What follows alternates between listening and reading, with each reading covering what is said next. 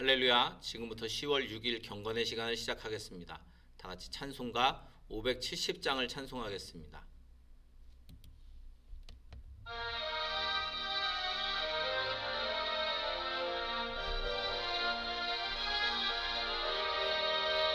주는 나를 기르시는 목자요, 나는 주님의 귀한 어린 양. 푸른 풀밭 맑은 시냇물가로 나를 늘 인도하여 주신다. 주는 나의 좋은 목자, 나는 그의 어린 양. 저를 따라 꿀을 먹여주시니 내게 부족함 전혀 없어라. 예쁜 새들 노래하는 아침과 노을 비키는 고운 황혼에 사랑하는 나의 목자 음성이 나를 언제나 불러주신다. 주는 나의 좋은 목자, 나는 그의 어린 양. 저를 따라 꿀을 먹여주시니 내게 부족함 전혀 없어라. 못된 짐승 나를 해치 못하고 거친 비바람 상치 못하리. 나의 주님 강한 손을 펼치사 나를 주야로 지켜주신다. 주는 나의 좋은 목자, 나는 그의 어린 양. 저를 따라 꿀을 먹여주시니 내게 부족함 전혀 없어라. 아멘. 사도신경으로 신앙 고백합니다. 전능하사 천지를 만드신 하나님 아버지를 내가 믿사오며 그 외아들 우리 주 예수 그리스도를 믿사오니 이는 성령으로 잉태하사 동정녀 마리아에게 나시고 본디오 빌라도에게 고난을 받으사 십자가에 못 박혀 죽으시고 장사한 지 사흘 만에 죽은 자 가운데서 다시 살아나시며 하늘에 오르사 전능하신 하나님 우편에 앉아 계시다가 저리로서 산 자와 죽은 자를 심판하러 오시리라. 성령을 믿사오며 거룩한 공회와 성도가 서로 교통하는 것과 죄를 사하여 주시는 것과 몸이 다시 사는 것과 영원히 사는 것을 믿사옵나이다. 아멘. 하나님의 말씀은 여호수아서 21장 8절부터 26절까지의 말씀입니다. 여호수아서 21장 8절부터 26절까지의 말씀입니다.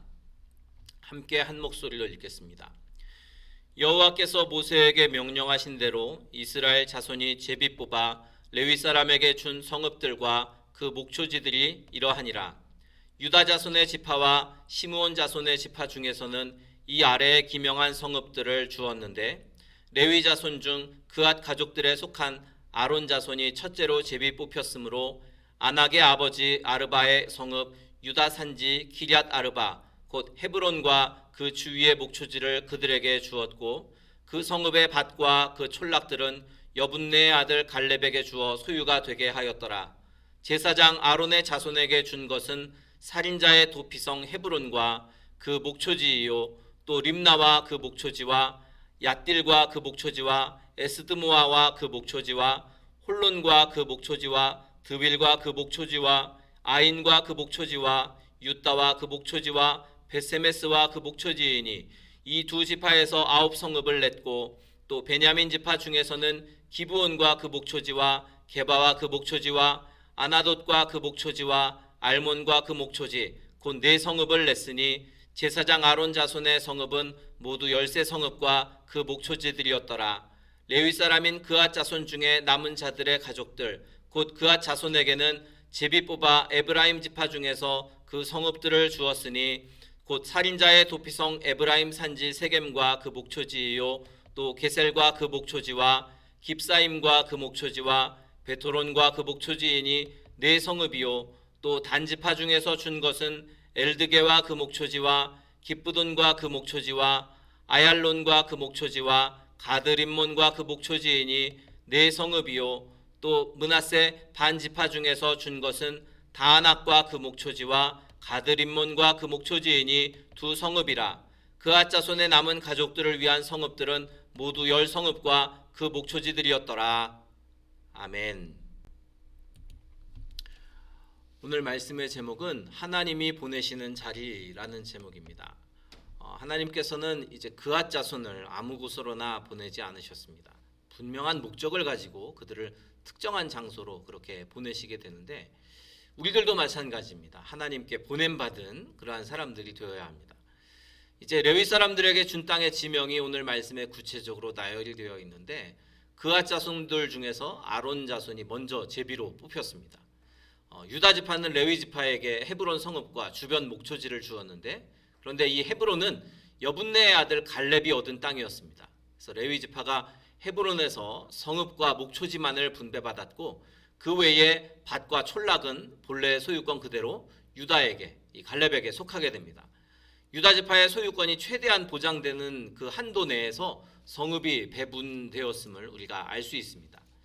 이제 레위인들은 어느 한 곳에 편중해서 살지 않습니다. 그앗 자손 그 중에서도 아론의 자손이 가장 먼저 제비 뽑아서 땅을 분배받게 되는데 이들은 레위 자손 중에서도 가장 막중한 임무를 맡은 사람들입니다. 그래서 혈통적인 순서가 아니라 가장 먼저 성읍을 분배받았던 것입니다. 먼저 기럇 아르바 즉 헤브론 산지가 제비 뽑혔습니다. 그 성읍과 목초지는 아론 자손들에게 돌아갔지만 성읍에 딸린 밭과 촌락은 그대로 유다 지파의 소유로 남습니다. 이 레위 지파가 거주할 성읍을 뽑는 과정에서 하나님의 그 섬세한 배려하심이 오늘 말씀에 드러나고 있는 것을 알 수 있습니다. 우리가 이 신앙의 원리를 보면 역전의 원리가 적용될 때가 참 많습니다.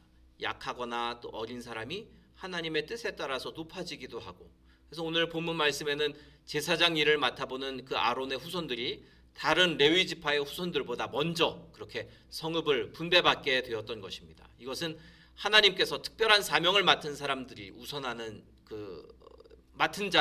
하나님께 특별한 사명을 맡은 사람들을 이제 사람들이 우선하는 그러한 사람들보다도 중요하게 여기신다. 그래서 하나님의 사명이 가장 우선한다라는 것을 보여주는데 그렇기 때문에 우리 그리스도인들은 세상의 논리나 판단만을 따르지 말고 하나님께 뜻을 묻고 또 그 하나님의 뜻을 존중하면서 그 뜻에 순종해야 합니다.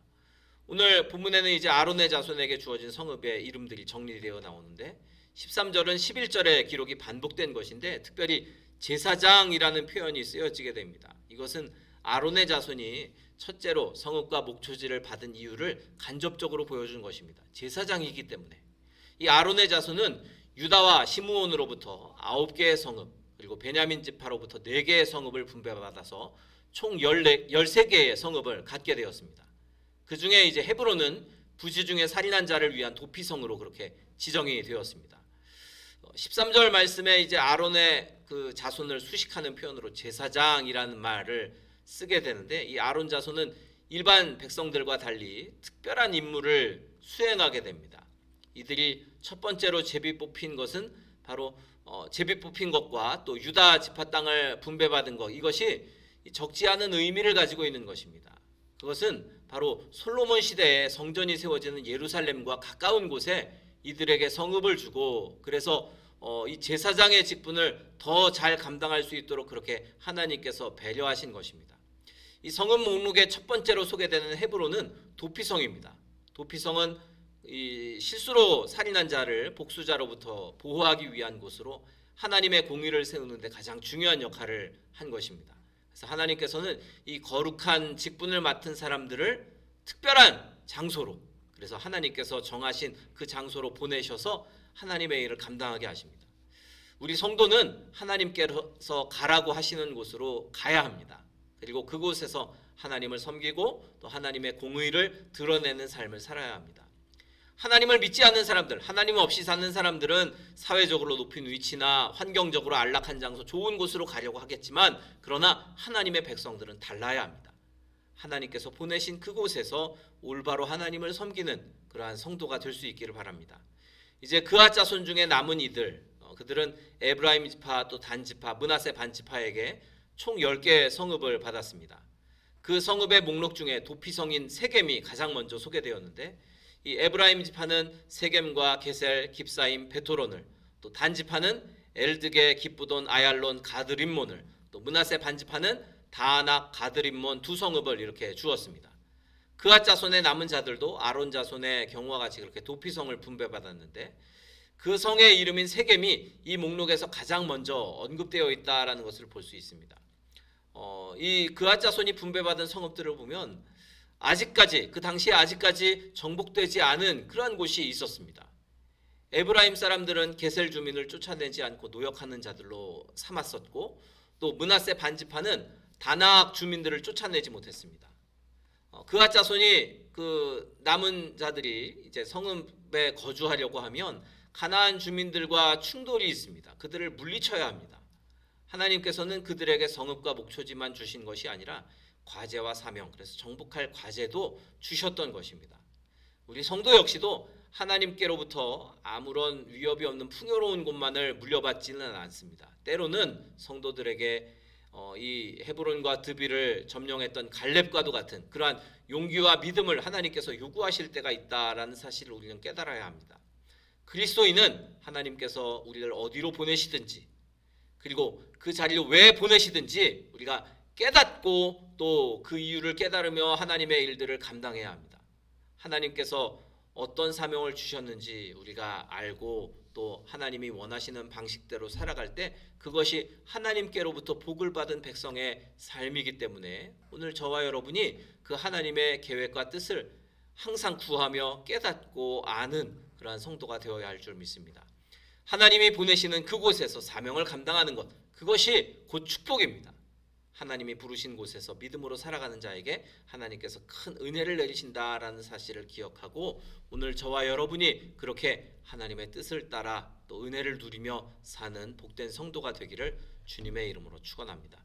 우리 아까 불렀던 찬송가 570장을 다시 한번 찬양하고 통성으로 기도하시다가 자유롭게 마치도록 하겠습니다. 570장 찬양하고 통성으로 기도하실 때 오늘 말씀을 기억하면서 우리가 하나님의 계획과 뜻을 항상 기억하며 또 주님의 뜻을 감당하는 삶을 살게 하소서, 그래서 복을 받게 하소서 기도하시고 또 우리 교회를 위해 또 나라와 민족을 위해 그리고 우리 교회 몸이 아픈 분들을 위해 그리고 우리 각자의 기도의 제목으로도 통성으로 기도하시다가 자유롭게 마치도록 하겠습니다. 찬송가 570장입니다.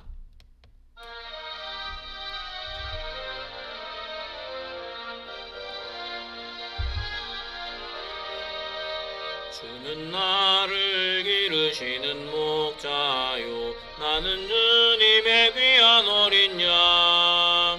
푸른 풀밭 맑은 시냇물가로 나를 늘 인도하여 주신다.